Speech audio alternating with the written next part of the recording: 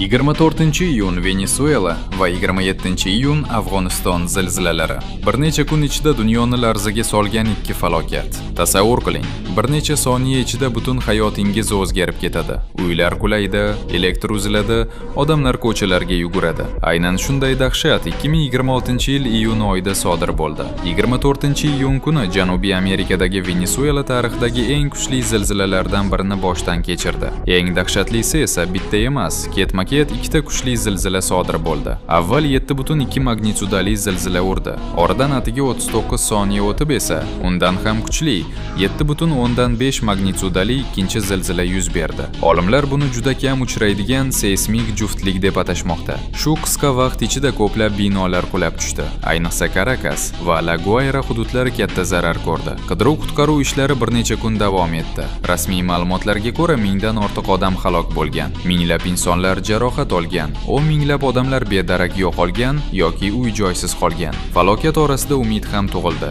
Qutqaruvchilar vayronalar orasidan tirik qolganlarni qidirayotgan paytda yangi tug'ilgan chaqaloqning dunyoga kelgani haqidagi xabar butun dunyoni hayajonga soldi. Bu voqea odamlar uchun umid ramziga aylandi. Oradan 3 kun o'tib 27-iyun kuni yana bir kuchli zilzila, bu safar Afg'onistonning Hindukush tog'larida sodir bo'ldi. Uning magnitudasi 6.1 bo'ldi. Zilzila nafaqat Afg'onistonda, balki Pokiston, Tojikiston, O'zbekiston va Hindistonning ayrim hududlarida ham sezildi. O'zbekistonda ham ko'plab odamlar yer silkinishini his qildi. Ijtimoiy tarmoqlarda uydan tashqariga yugurib chiqqan insonlarning videolari tez tarqaldi. Yaxshiyamki O'zbekistonda jiddiy talafotlar haqida ma'lumot berilmadi. Mutaxassislarning aytishicha, yer posti doimo harakatda. Tektonik plitalar bir-biriga bosim o'tkazadi va ba'zan ana shu bosim kuchli zilzilalar ko'rinishida namoyon bo'ladi. Tabiat bizga yana bir bor shuni eslatdi. Inson qanchalik rivojlanmasin, tabiat kuchi oldida hamisha ehtiyotkor bo'lish kerak.